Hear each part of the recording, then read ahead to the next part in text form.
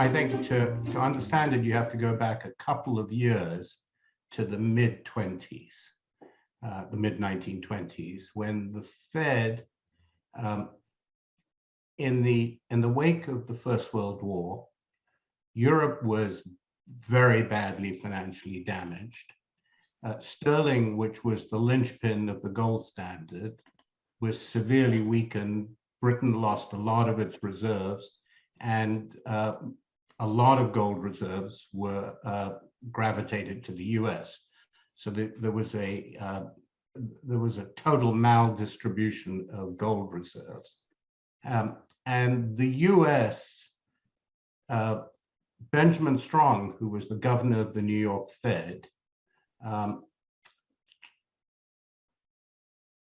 established a partnership with Montague Norman, who was the governor of the Bank of England, to try to stabilize sterling. And in order to do that, the US pursued a very easy monetary policy, and Britain pursued a relatively tight monetary policy. And that the hope was that that would allow sterling, which was grossly overvalued, to become realigned with the dollar.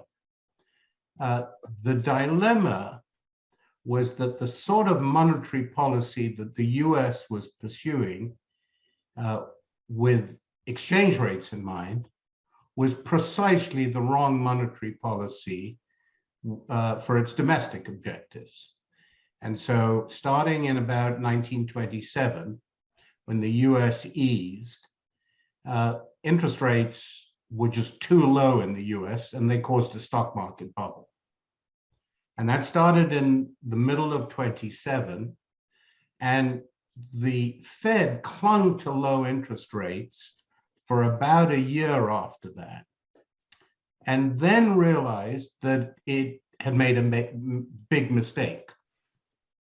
And in today's language, essentially found itself behind the curve and played catch up. So it had to take interest rates from below 3% up to 6% to control, to try to control the stock market bubble. And when the Fed stays too easy for too long and then has to play catch up and tighten, the result was the stock market went up too high and then came crashing down when interest rates were raised. So that, in a nutshell, was a potted history of from 1927 to 29.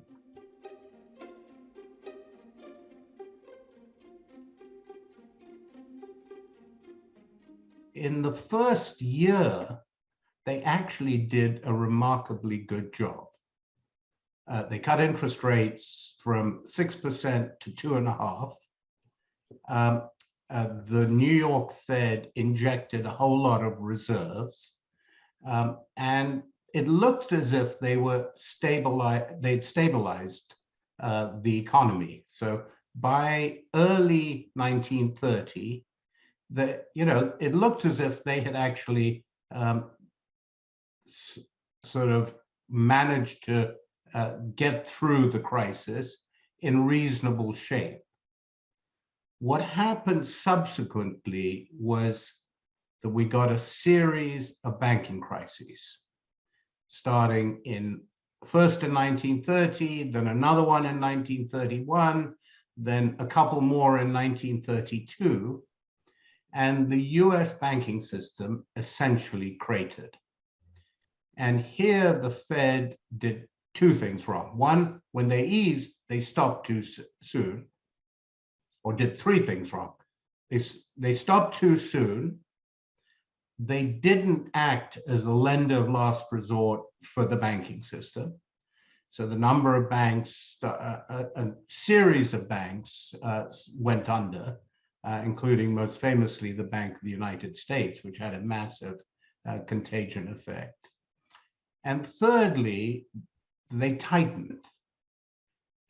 First in 1931, when when they started losing gold reserves. And by the rules of the gold standard, you geared the single most important objective of monetary policy was to stabilize your exchange rate. And the single best indicator of whether that was working was your gold reserves.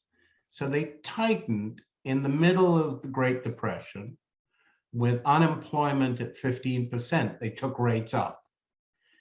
They did it again in 32 when there was another run on the dollar, when people feared that Roosevelt would take the US off the gold standard.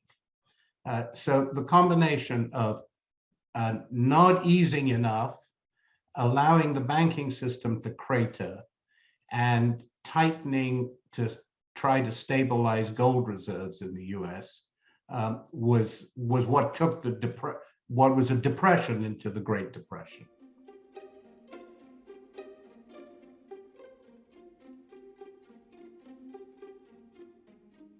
I mean, I think there were sort of four main reasons.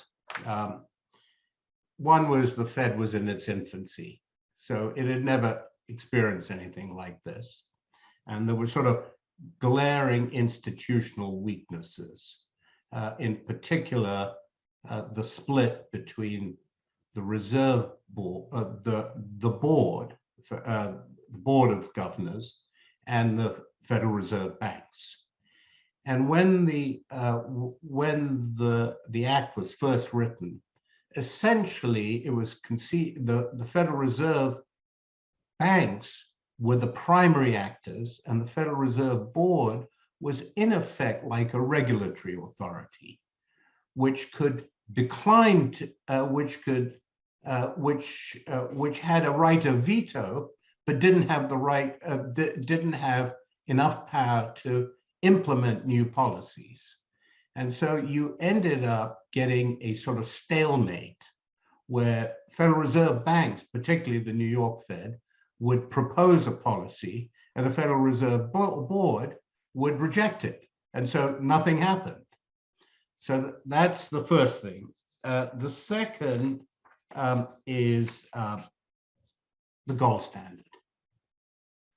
The importance of the exchange, the single most important variable of economic policy was the exchange rate. And countries have been willing to sacrifice domestic employment objectives, all sorts of objectives, for the sake of stabilizing the exchange rate. Those were the rules of the game of the gold standard. And the Fed got caught up with that. It was compounded by some crazy rules that the Fed were of the Fed's own making, which caused it to start tightening, even though it had lots of gold reserves. And these had to do with when the Federal Reserve Act was created. For example, the Fed was not an eligible security for the Fed in its balance sheet was not, government securities weren't eligible because they had a passionate fear that, you know, essentially we'd have a monetary authority that was essentially monetizing fiscal deficits. So government debt wasn't eligible. That meant only private debt was eligible, bankers' acceptances. And in the middle of the Great Depression, when private credit had collapsed, there weren't enough bankers' acceptances around. So essentially, the Fed then faced this sort of artificial limit on how much gold it could dispense with, and therefore tightened prematurely. And that sort of that problem of the Fed being too rigidly bound by its own internal rules was a major problem. And then finally, the question of, you know, why did it fail to act as lender of last resort?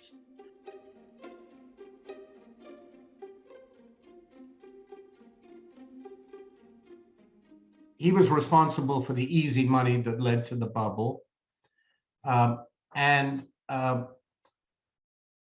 but the key thing about him was that he was a very forceful character and an innovator. He invented open market operations, and he had the sort of authority. I mean, I describe him sometimes as like a sort of Paul Volcker type person, that he had the authority and the stature to be able to make up rules as he went along and reinterpret the rules. And to the extent the Fed was hidebound by some of its internal rules, one suspects that Strong, if he had lived, would have not felt so hidebound, would have been much more aggressive about doing the right sorts of things. And he, more than anyone else, because of his experience during the 1907 crisis, when he was a lieutenant to J.P. Morgan, would have understood the lender of last resort role of the Fed.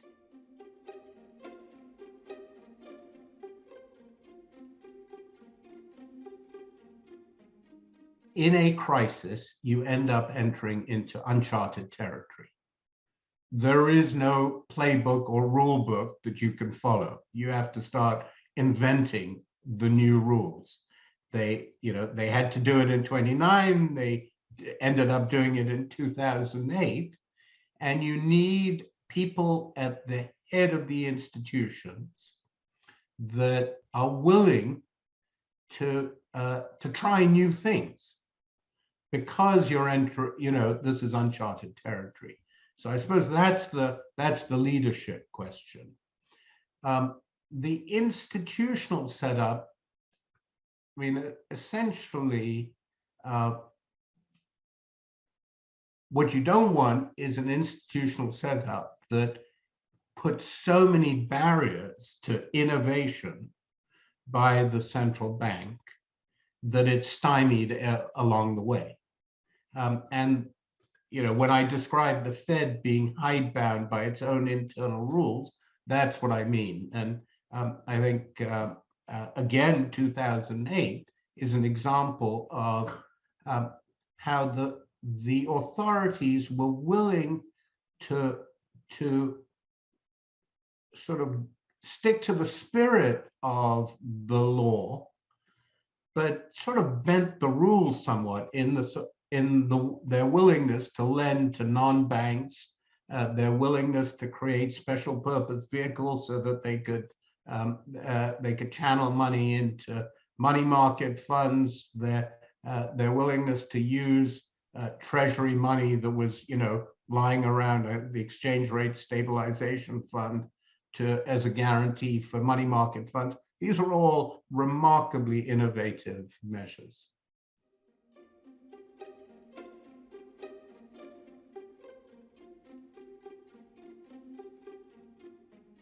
My perspective on 29 was that the central dilemma the Fed had was that it had two incompatible goals: an exchange rate goal and a domestic financial stability goal. And it never fully understood that these were in terrible conflict.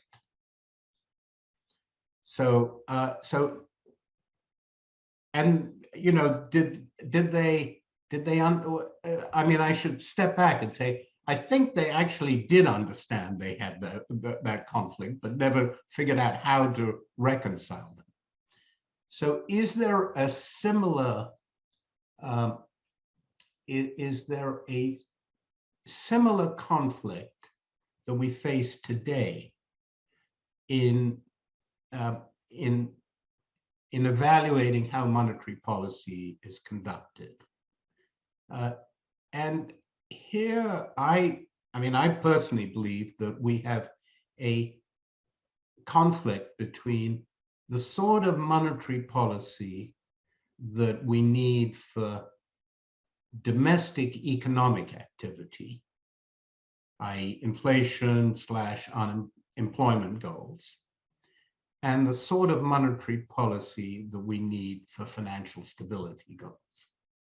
And that is the central conflict. And we still don't really understand how to reconcile those two.